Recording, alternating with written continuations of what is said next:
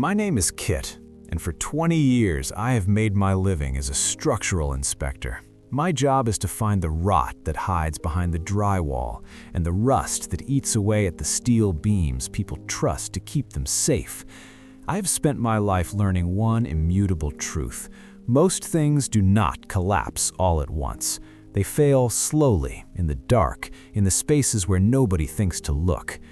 I thought my own life in the quiet suburb of Vesper Creek was the one thing that was structurally sound. I had a daughter named Sophie who was my entire world, and for the last 5 years I had a best friend next door named Sully. Sully is a contractor, a man of hammers and nails, the kind of man who always has a steady hand and a calm word. When my wife, Clara, was killed in a hit-and-run 4 years ago, Sully was the one who pulled me out of the wreckage of my own mind. He was the foundation I leaned on when mine gave way. But foundations are only as strong as the earth they sit on. Last week, a minor tremor shifted the soil just enough to open a 6-inch gap in the retaining wall between our properties. Tucked inside that gap, hidden behind a loose cinder block and wrapped in heavy industrial plastic, was a briefcase. I didn't find money inside. I found a life insurance policy for Clara, one issued by her old architectural firm, Vanguard. It named Sully as the sole beneficiary, and it was signed 6 months before the accident. Before I tell you how Sully smiled at me when he saw me holding those papers, I have to ask you, when you find out your entire existence is a curated lie, do you stay silent to protect your child, or do you tear the whole structure down even if it buries you? Type stay or tear it down in the comments. This is Echoes of Trust and Betrayal. We don't just find the cracks, we live in them. Tell me where you're listening from. Do you truly know the man who lives on the other side of your fence? The air in my garage was stagnant and cold, smelling of sawdust, old oil, and the damp metallic tang of the concrete floor that never quite warmed up. I sat there on my old wooden stool, the one with the cracked leg I had always promised Clara I would fix, and I stared at the documents spread across my workbench. A single naked light bulb hung from the rafters, swaying just enough in the draft to make the shadows on the wall dance like restless ghosts. I reached out, my fingers trembling as I touched the cold paper. These weren't just documents, they were the schematics of a long-term hunt. Sully hadn't just appeared in my life after the accident like a guardian angel sent to save a grieving widower. According to the Vanguard files, he had been the chief of risk management at Clara's firm. He knew she was their most valuable architect, and he knew about the key person insurance clause that paid out $5 million if she died while still on the company roster. But Clara had quit. She had left to start a life with me. I found the forged employment logs tucked into the back of the folder. Sully had used his position to keep Clara active on paper for 2 years after she'd resigned, paying the premiums himself from a hidden account to keep the policy alive like a flickering flame. He invested thousands of dollars into her death. He didn't move in next door to help me mourn. He used the blood money from my wife's death to buy the house right next to mine, turning my tragedy into his real estate portfolio. Every memory of the last 4 years began to sour in my mind. Every time Sully brought over a six-pack, he was checking on his investment. Every time he helped me fix a leak, he was just maintaining the asset. I looked at the surveillance photos in the briefcase, candid shots of Clara at the grocery store, at the park, at our front door. He had been a ghost in our lives before he ever shook my hand. I felt a cold, oily nausea rise in my throat as I realized I wasn't just a widower. I was the host for a parasite who had been tucking my daughter into bed with the same hands that had gripped the steering wheel of the car that killed her mother. I could hear the rhythmic sound of a hammer echoing from next door, a steady, confident beat that felt like it was pinning me to the floor. Sully was out there, working on his deck, whistling a tune I didn't recognize, perfectly at peace with the fact that he had bought my friendship with the price of my wife's life. I realized then that I wasn't an inspector anymore. I was a witness to a crime that had already been swept under the rug of a suburban lawn. The weight of the realization began to press down on me until I felt like the roof was actually sagging above my head. I began to map out the dates. Sully had purchased the house next door exactly 48 hours after Clara's funeral. The closing costs were paid in a lump sum that matched the initial payout of the Vanguard policy. He had been sitting in his car at the cemetery, watching me weep over a mahogany casket while he calculated the interest he would earn by living in my shadow. My mind flashed back to the many nights we spent on his porch, drinking bourbon and talking about the future. I had told him my deepest fears. I had confessed how much I missed the way Clara smelled of lavender and drawing lead. Every word I spoke was data for him. Every tear I shed was a confirmation that his plan was working. He had built a cage of kindness around me, and I had walked into it willingly, thanking him for the lock. I stood up, my legs feeling like they were made of water, and walked to the small window that looked out onto his yard. There he was, silhouetted against the setting sun, moving with the practiced grace of a man who knows exactly where every nail should go. He looked up and saw me, and he didn't hide. He didn't look guilty. He just raised his hammer in a silent, friendly salute, a greeting between two men who shared everything. But now I knew the truth. I wasn't his friend. He was my project, and he wasn't my neighbor. He was the architect of the ruin I was standing in. I looked at the briefcase one last time before closing it. I couldn't go to the police yet. I couldn't just scream the truth to the neighbors.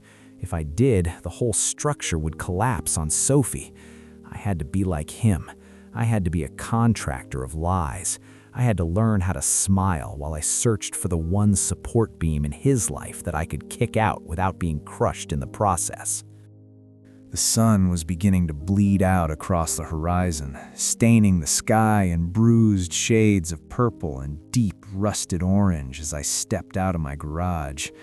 It was Friday, the day of our standing ritual, the Friday night grill out. For 4 years, this had been the anchor of my week, a time to forget the cold silence of my own house and bask in the manufactured warmth of Sully's backyard. But as I walked across the manicured grass that separated our properties, the air felt different. It didn't smell like charcoal and hickory anymore. It smelled like damp earth and old copper. My heart was thundering against my ribs, a dull, frantic rhythm that made the beer bottle in my hand feel like a 1,000-pound weight. I could see Sully through the haze of the grill smoke. He was standing there with a pair of silver tongs, humming a low melody, his back to me. He looked so fundamentally decent in his faded denim apron, the picture of suburban reliability. It was the ultimate camouflage. He wasn't a monster hiding in the woods. He was the man who checked my mail when I was away. I reached the edge of his beck, and the wood groaned under my boots, a sound I had never noticed before, but now it sounded like a warning. Sully turned around, his face breaking into that wide, easy grin that had been my only shelter since Clara died. He looked me in the eye with a warmth that was so perfect it made my skin crawl. "Hey, Kitt, just in time. I've got the jalapeno burgers on and the bourbon is already poured. How's that retaining wall looking? Did the tremor do any real damage to the masonry?" I didn't smile back. I couldn't. My facial muscles felt like they were made of cooling lead. I stood there, watching the fat drip from the meat and flare up in little bursts of orange flame. "The wall is bad, Sully," I said, my voice sounding flat and hollow, like it was echoing up from the bottom of a well. "It's not just the shift in the soil. I found out the drainage was blocked on purpose. Someone diverted the runoff years ago to weaken the base. It was a slow-motion collapse, Sully. It was designed to fail exactly when it was supposed to, right under my nose." Sully didn't flinch. He He didn't even stop moving the meat. He just stared at the glowing coals, the orange light reflecting in his eyes until they looked like twin embers. The silence stretched, becoming heavy and distorted, filled only by the distant sound of a lawnmower and the chirping of crickets that seemed too loud for the evening. When he finally spoke, his voice had lost that neighborly cheer. It was lower now, a resonant vibration that felt like it was coming from the ground itself. "Well, Kitt," he said softly, "that's the thing about foundations. Most people only care about the part they can see above the grass. They don't want to know about the dirt and the rot and the secrets buried in the footings. They just want to live in the house. You're a smart man, Kitt. You should try it sometime. Just live in the house." He took a slow pull from his glass, his eyes never leaving mine. It was a challenge. It was the first time in 5 years that the predator had allowed me to see the teeth behind the smile. I realized then that he wasn't afraid of me finding the briefcase. He had been waiting for it. He wanted me to know that my sanctuary was actually a cage he had built with his own 2 hands. I set the beer bottle down on his glass-topped table with a sharp, echoing click that sounded like a gavel. I told him I found the briefcase, that I knew about Vanguard, and that I knew he had been Clara's boss. I told him I saw the key person policy and the forged signatures that turned my wife into a corporate payout. Sully didn't run. He didn't try to make an excuse or tell a lie. He just leaned back against the railing of the deck, crossing his arms over his chest, and exhaled a long, slow breath of smoke. He looked almost relieved, as if the weight of the mask had finally become too much to bear. I told the mason that cinder block was a bad spot for a dead drop, he said, his voice devoid of any guilt. But honestly, Kitt, smiling at you for 4 years has been the hardest job I've ever had. My jaw actually aches from the effort of being your best friend. I felt the rage flare up then, a hot, blinding white light that made me want to tear him apart. But I couldn't move. He stepped toward me, invading my personal space, the smell of bourbon and charcoal smoke filling my senses. "You killed her," I rasped, the words burning my throat. "You tracked her like an animal, you hid her on that road, and then you moved in next door to watch me mourn her. You've been sleeping 10 feet away from me while you carried her blood on your hands." Sully didn't blink. He just reached into his pocket and pulled out a small leather-bound ledger. He tossed it on the table between us. "I didn't just kill her, Kitt. I sponsored you. Look at the numbers." I opened the ledger, and my world dissolved. Every page was a record of a payment. I saw the merit scholarship that had put my daughter, Sophie, into the prestigious Oakwood Academy. It wasn't from a charity. It was from a shell company owned by Sully. I saw the small business grant that had kept my structural firm from going under during the recession. That was him, too.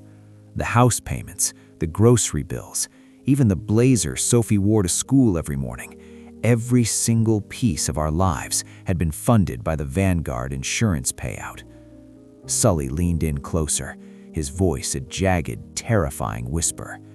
"Every textbook your daughter opens, every meal she eats, every memory of safety she has, I paid for it with that policy. You go to the police, Kitt, and I'll make sure the world knows you've been laundering insurance money for a murder you were too stupid to stop. I've spent 4 years making sure that if I ever go down, I land right on top of you. You report me, and Sophie loses her school, her home, and her father all in one day. I've woven our lives together so tightly that you can't cut me out without killing yourself. So why don't we just turn the grill back on, sit down, and figure out how we're gonna fix that wall? Because we're partners now, Kitt, whether you like it or not." I looked at the man I had trusted more than anyone else on earth, and I realized the echoes of trust I had lived by were just the sounds of my own life being sold for scrap. I was an accidental accomplice to my wife's murder, and the man holding the leash was the only one who could keep my daughter's world from burning to the ground. I walked back into my house that night, but the air inside felt different, like the oxygen had been replaced by a thin, bitter gas that made every breath a struggle. I stood in the center of my living room, looking at the photos of Clara on the mantle, and for the first time, I didn't feel grief. I felt watched. Sully's words on the deck had acted like a master key, unlocking a door to a reality I wasn't prepared to face. If he had been sponsoring our lives, if he had orchestrated the very foundation of my daughter's future, he wouldn't have stopped at the bank accounts. As a structural inspector, I know that if you want to control a building, you have to know what's happening behind the drywall. I went into the kitchen and grabbed a high-frequency signal detector from my work bag, a tool I usually used for checking industrial interference. My hands were shaking so violently I nearly dropped it. I started in the hallway, moving the device slowly along the crown molding, my heart hammering a frantic rhythm against my ribs. Near the vent in the ceiling, the device gave a sharp, high-pitched chirp. I dragged a chair over, my movements stiff and robotic, and unscrewed the vent cover. Tucked inside the duct, angled perfectly to view the entire living area and the front door, was a lens no bigger than a grain of rice. It wasn't just a camera, it was a high-end, hard-wired unit that tapped directly into my own electrical grid. I felt a wave of icy vertigo wash over me as I sat down on the floor, the vent cover still clutched in my hand like a shield. He hadn't just been my neighbor, he had been my audience. For 4 years, every private moment of mourning, every conversation I had with Sophie about her mother, every time I sat in the dark and cried, Sully had been watching it all from the comfort of his own living room. He knew exactly when I was at my breaking point, so he could show up with a six-pack and a distraction. He knew what made me angry and what made me soft. My home wasn't a sanctuary, it was a stage, and the director was sitting 10 feet away, on the other side of a picket fence. I looked up at the camera, my eyes burning with a mixture of rage and sheer terror. I wanted to smash it, to rip the wires out of the wall and scream, but I knew I couldn't. If I broke the connection, the structure would collapse. Sully would know the game had changed. I had to leave it there. I had to let him keep watching. I had to learn how to perform for a ghost in the walls while I figured out how to kill the man in the house next door. I spent the rest of the night sitting on the sofa, staring at the blank television screen, knowing that somewhere, on a monitor I couldn't see, Sully was watching me stare. The next morning, the sun rose over Vesper Creek with a mocking brightness that made the reality of my life feel even more surreal. I stood in the kitchen, making school lunches with movements that felt like they belonged to a ghost. When Sophie came down the stairs, already dressed in her briarwood blazer, the golden lion crest on her chest looked like a brand. Every time the sunlight caught the metallic thread of that lion, I saw the blood money that had paid for it. I watched her eat her breakfast, her eyes bright as she talked about her upcoming physics exam, and I felt a physical ache in my chest. She was so proud of that school. She felt like she had earned her place there. How could I tell her that her intelligence, her hard work, and her future were all just collateral in a corporate execution? How could I explain that her scholarship was a payment plan for her mother's life? "Are you okay, Dad?" she asked, tilting her head in that way that reminded me so much of Clara had made my lungs seize. "You're just staring at the orange juice like it's a crime scene." I forced a smile, a gesture that felt like cracking dry leather. "Just tired, Soph. Didn't sleep well with the tremor aftershocks." I reached out and squeezed her hand, but my touch felt like a lie.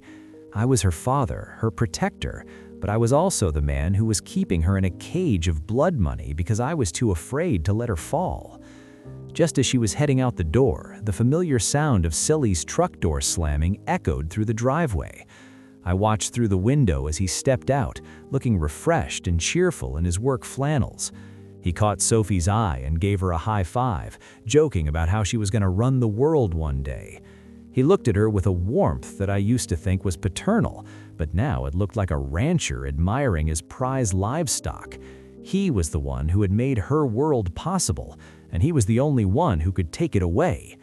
He looked up at my window and held up a thermos of coffee, a silent invitation to come out and talk about the retaining wall. I realized then that my daughter's blazer wasn't just clothing, it was a hostage. Every morning that she put it on, she was signing a contract that I was forced to uphold. I followed her out to the driveway, watching her walk toward the bus stop, her steps light and confident. I stood there on the pavement, feeling the weight of the foundation shifting beneath me. Sully walked over, leaning against his truck with an easy grace that made my skin crawl. "She's a bright kid, Kitt," he said, his voice dropping into that low, jagged register he only used when Sophie was out of earshot. "The Oakwood board is very sensitive about their reputation. One whisper of financial irregularities, and she's gone before the end of the semester. But you know that, don't you?" He took a sip of his coffee, the steam rising between us like a shroud. I didn't answer. I just watched my daughter disappear around the corner, knowing that her smile was the only thing keeping me from wrapping my hands around his throat. I spent the afternoon at my office, but I wasn't inspecting blueprints for the city. I was inspecting the man who had become my shadow. I used my access to the professional licensing boards and the architectural archives to dig into Sully's history before Vesper Creek. I needed to find a fracture. I knew that a man like Sully, a man who treats people like assets and lives like a risk management algorithm, doesn't just make one mistake, he builds on them. As I scoured the digital archives of Vanguard architecture, I started to see a pattern in his past projects. Sully didn't just manage risk, he created it. He had been involved in 3 major structural failures in the decade before he met us.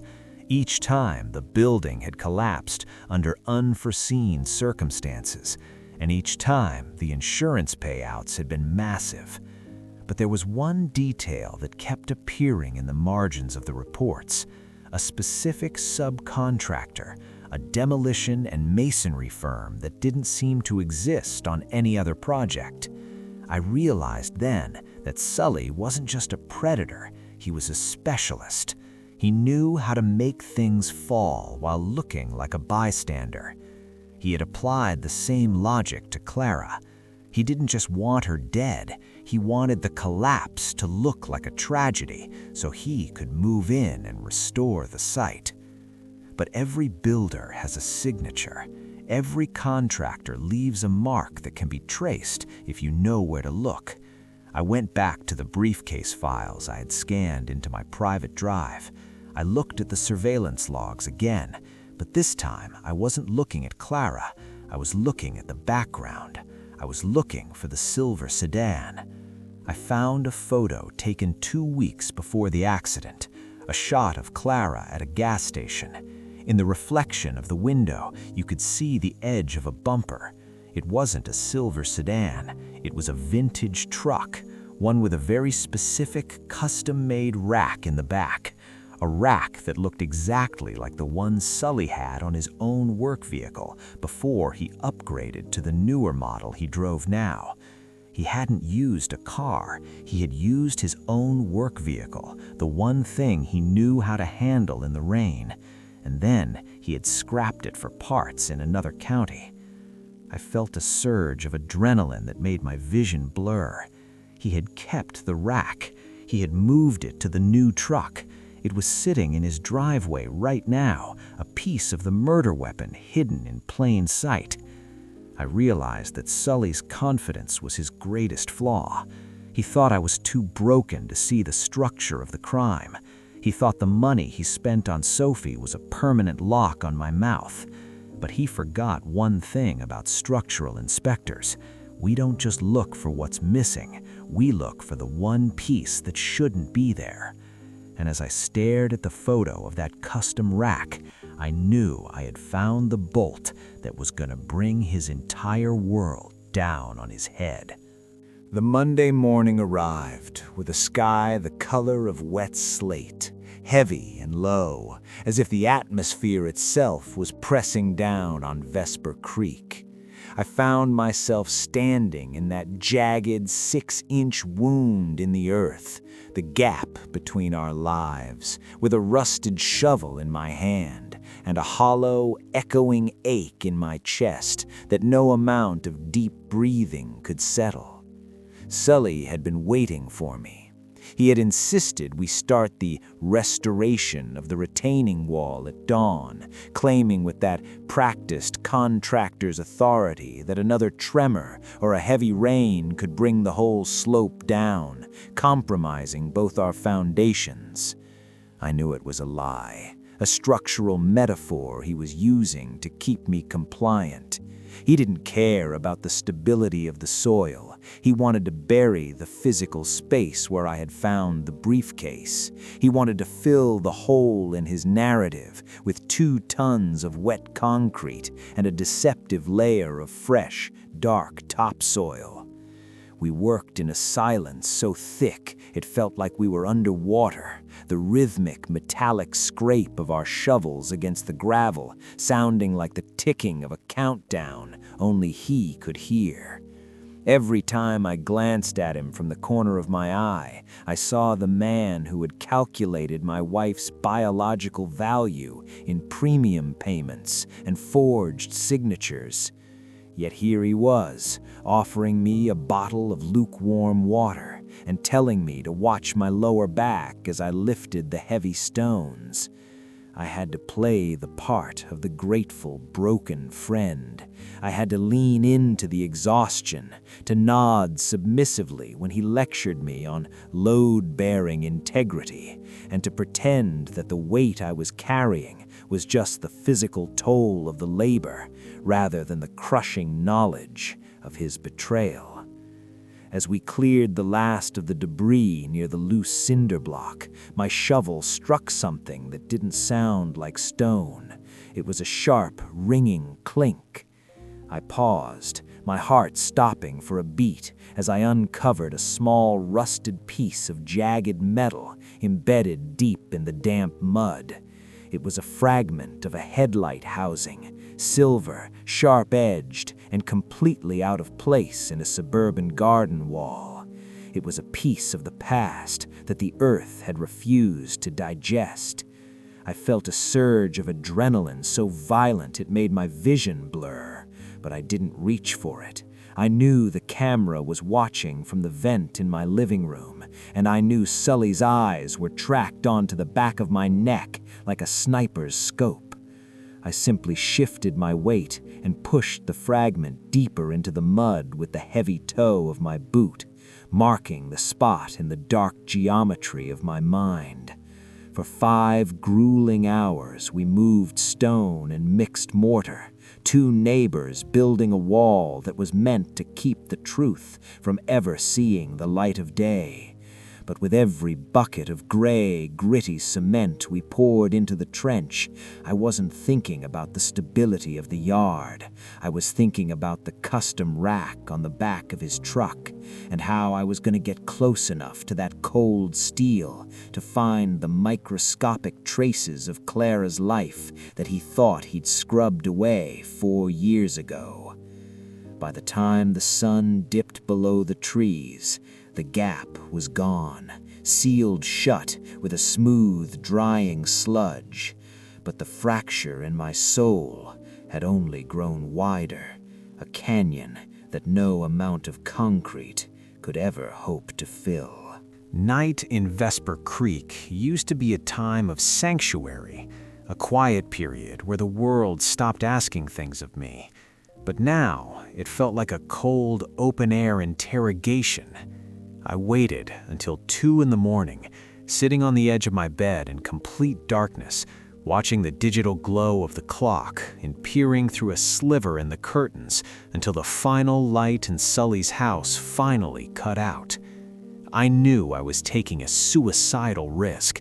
If he had planted cameras in my vents, he almost certainly had high-definition eyes on his own perimeter. But as a structural inspector, I spent my life studying the blind spots of every standard security system, the places where the specific angles of the eaves and the swaying shadows of the oak trees created a narrow, flickering path of invisibility. I slipped out of my back door, moving through the dew-damp grass with the silent, practiced steps of a man who had spent decades navigating dangerous, half-collapsed construction sites in the dead of night. The air was freezing, smelling of ozone and the alkaline scent of the drying cement we had poured earlier. I reached his driveway, where the massive, dark silhouette of his truck sat like a prehistoric beast in the gloom. My target was the custom rack, the heavy, black powder-coated steel frame that had survived the transition from his old vehicle to this one. I reached into my jacket pocket and pulled out a forensic kit I had stolen from my office, lifting tape in a high-intensity ultraviolet light. My breath was shallow and fast, clouding in the freezing air like a ghost. I crawled onto the bed of the truck, my movements agonizingly slow to avoid the groan of the suspension. I moved the UV light along the underside of the rear crossbar, a place a standard car wash would never reach, and a man would never think to scrub even if he were a professional. For 10 minutes that felt like 10 years, I saw nothing but road salt and ancient dust. My hope began to wither. And then, near the recessed bolt head on the left side, the UV light caught a faint, crystalline glow, an organic matter that had been baked into the metal by 4 years of engine heat in summer sun. It was a smudge, no larger than a grain of sand, but in the world of forensic evidence, it was a mountain. It was the physical proof of impact. I used the tape to lift the sample, my hands shaking so violently I thought the sound of the plastic peeling away would wake the entire street like a thunderclap. Just as I tucked the slide into my inner pocket, the motion sensor light on Sully's porch flared to life with a blinding, aggressive white glare that turned the driveway into a stage. I froze, my heart actually stopping in my chest as the heavy thud of the front door echoed through the night. I was caught in the light, a thief in the house of a man who had already proven he would kill to protect his balance sheet. I didn't run. I couldn't. If I ran, the game was over, and the structure of my daughter's life would be demolished before the sun came up. I forced my body to go limp, leaning heavily against the side of the truck, as if I had simply wandered out in a daze, a man lost in the fog of sleep. Sully stepped out onto the porch, his massive frame silhouetted by the harsh yellow light of the hallway behind him. He was holding a glass of water, his hair sleep-mussed and his feet bare, but his eyes were wide and incredibly, dangerously cold. "Kitt?" he called out, his voice a low, predatory rumble that seemed to vibrate through the pavement. "What the hell are you doing out here, man? It's 3 in the morning." I rubbed my face with my free hand, feigning a groggy, disoriented confusion that was terrifyingly close to a real mental breakdown. I told him I couldn't sleep, that the sound of the settling concrete in the new wall was echoing in my ears, making me feel like the very earth beneath my house was sliding toward the creek.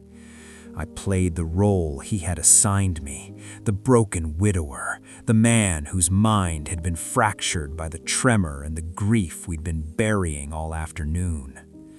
Sully didn't move for a long, agonizing time.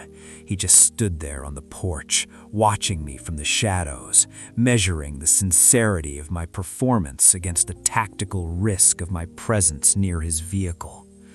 I could feel the plastic slide in my pocket burning against my thigh, a piece of his own crime that I had just harvested from the belly of the beast. I wondered if he could see the forensic kit under my jacket, or if he could hear the frantic drumming of my pulse. After an eternity, his posture finally softened, though his eyes remained as sharp as broken glass.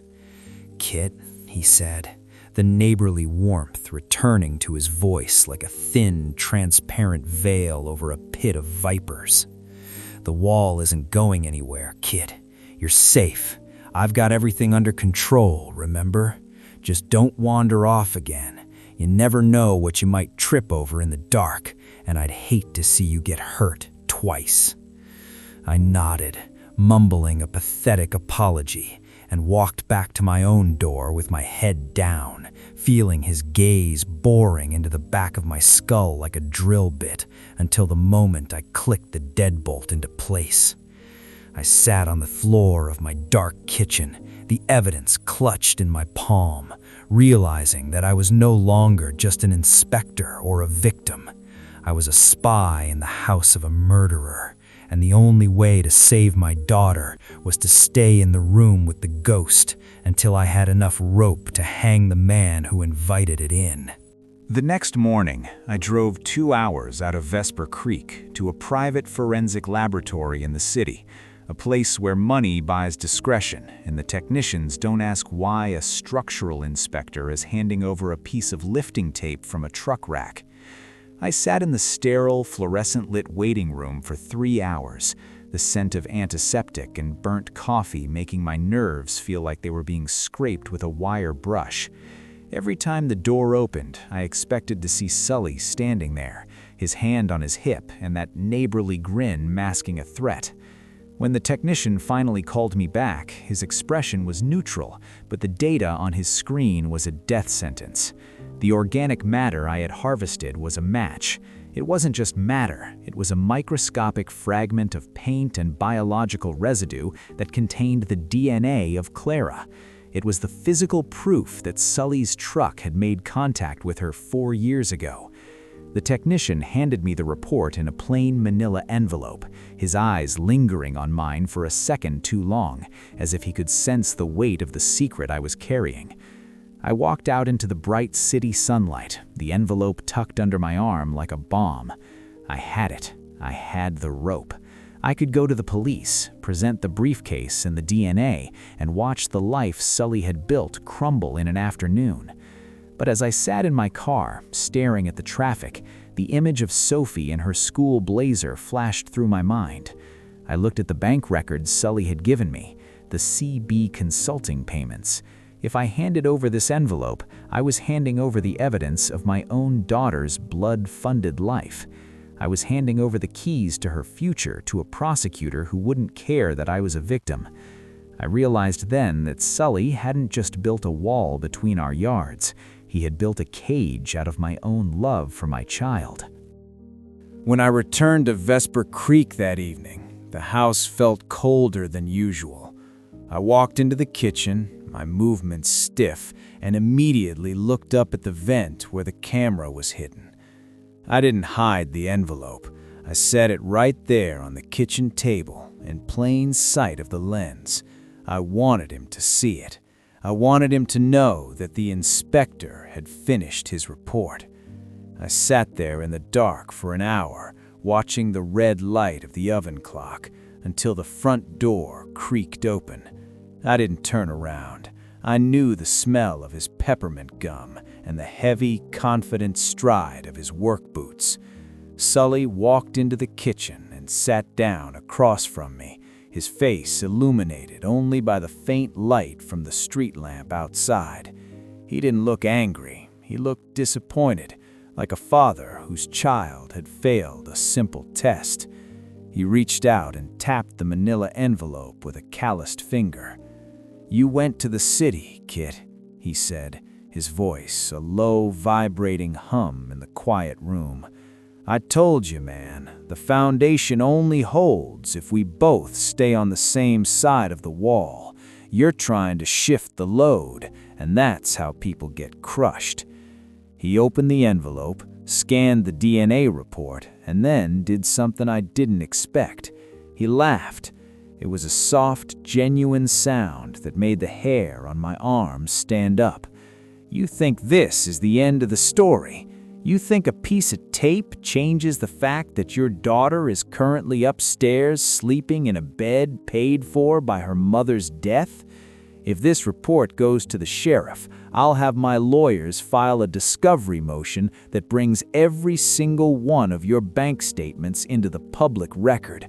By the time the trial starts, Sophie won't just be an orphan. She'll be the daughter of a man the world thinks sold his wife's soul for a private school tuition. Is that the truth you want her to grow up with? When I returned from the city with the DNA results, I didn't feel like a victim anymore. I felt like a demolition expert. I sat in my darkened kitchen, watching the red light of the oven clock, but I wasn't waiting for Sully to intimidate me. I was waiting for the cement to dry. I had realized something while watching Sully work on that retaining wall earlier in the week. He was so arrogant, so convinced of his own brilliance, that he had forgotten the first rule of masonry. You never mix different grades of concrete if you want a uniform cure. I had subtly swapped the bags in his shed while he was distracted by a phone call. The wall we had built together was a chemical time bomb. It looked solid, but internally it was crystallizing into a brittle, useless powder. I sat the manila envelope on the table and waited. When Sully walked in, smelling of peppermint and smugness, he went through his usual routine of threats. He told me he'd ruin Sophie. He told me he'd frame me for laundering. He laughed when he saw the DNA report, thinking he'd already won the psychological war. I let him talk. I let him lean over me, his shadow swallowing the room. I waited until he reached for the envelope to burn it himself. "You're right, Sully," my voice finally steady. "The foundation only holds if we both stay on the same side. But you forgot that I'm the one who signs the inspection permits in this county." I pulled out my phone and showed him a live feed, not of my house, but of his. I had spent the afternoon filing a structural emergency report with the city. Because I was the inspector of record, my word was law. Within 24 hours, the city would arrive with a forensic excavation team to tear down that retaining wall. I told him I hadn't just put the DNA in the envelope. I had taken the rusted fragment of the headlight housing I found and tucked it into the very bottom of the wet concrete we poured. By tomorrow morning, the police wouldn't be looking at bank statements. They would be chipping his murder weapon out of a wall that he had built with his own hands. The look on his face changed. The neighbor vanished, replaced by a frantic, cornered animal. The mask didn't just crack, it shattered. The final collapse didn't happen in a courtroom. It happened in the mud. Sully didn't wait for the city to arrive. He knew that once the excavation started, the key person fraud and the hit and run would be linked by the physical evidence buried in the wall. That night, under the cover of a torrential downpour, I watched from my window as Sully took a sledgehammer to the retaining wall. He was frantic, desperate to find the fragment of the headlight before the sun rose. He was digging into the very structure he had boasted was solid. But he had forgotten the drainage. By diverting the water to weaken my yard years ago, he had created a massive pressure pocket of mud directly behind his own work. As he swung the hammer, he wasn't just breaking concrete, he was releasing the weight of 4 years of lies. I stood on my porch, my arms crossed, watching the man who killed my wife struggle against the earth itself. With a sound like a freight train passing through the yard, the wall gave way. It wasn't a clean break. The brittle, mismatched concrete I had engineered snapped, and the saturated hillside behind it surged forward in a roar of brown water and stone. Sully didn't even have time to scream. The very foundation he had used to trap me became his tomb. By the time the sirens reached Vesper Creek, the yard was a twisted mess of rebar and rubble.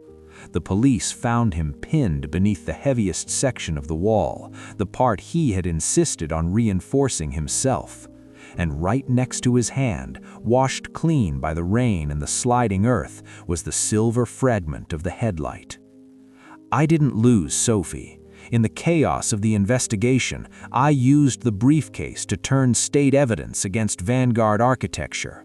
I painted myself as the man who had been playing a long-game undercover operation to catch the man who killed his wife. The blood money was seized, but the civil suit I filed against the firm for their negligence ensured Sophie's future was paid for by the corporation's guilt, not Sully's greed. As I stood in the ruins of the backyard a week later, I realized that some things can't be repaired. You can't fix a life that's been built on a grave. But as a structural inspector, I finally understood that the most important part of any building isn't the concrete or the steel, it's the truth of the ground it stands on. Sully tried to build a kingdom on a lie, and in the end, the earth simply took back what belonged to it. The sirens eventually faded into the damp night air of Vesper Creek, and the yellow crime scene tape was the only thing left flickering in the wind, a jagged plastic reminder that the structure of my life had been permanently altered. As I stood on my porch, watching the investigators haul away the remnants of the man who had tried to own my soul, I realized that the most dangerous part of any betrayal isn't the act itself. It's the way it rewrites your entire history. I looked at my house, then at the scarred earth where the wall used to be, and I knew that I would never truly be the man I was before I found that briefcase. I had saved my daughter's future, and I had buried a monster, but I had used his own tools to do it. In the end, I had to become a bit of a ghost myself to catch the one haunting me. But now the question shifts from my yard to yours. As a structural inspector, I've seen thousands of homes, and I can tell you that the most beautiful facades often hide the deepest rot. You think you know the person living 10 feet away from you. You think you know why they moved in, why they wave at you every morning, and why they're always so willing to lend a helping hand. But after tonight, I want you to look a little closer. Take a walk along your own fence line. Look at the shadows in your neighbor's window. Ask yourself, if the ground shifted tomorrow, what would come crawling out of the cracks in your life? Would you have the strength to dismantle the lie, or would you let the weight of the rubble keep you silent? If you've ever felt that cold chill of realization, that echo of a trust being broken, I want to hear your story. Type "foundation" in the comments if you've ever discovered a secret that changed everything. Or tell us, do you truly trust the person living next door? We are echoes of trust and betrayal, and we know that the truth is rarely found on the surface. It's buried in the footings, waiting for the right moment to surface. Thank you for standing in the ruins with me tonight. Before you go, make sure to subscribe and hit that notification bell, because in Vesper Creek, the inspection never truly ends, and you never know which house we're going into next. Sleep well if you can, and remember, keep an eye on the walls. They've been listening a lot longer than you think.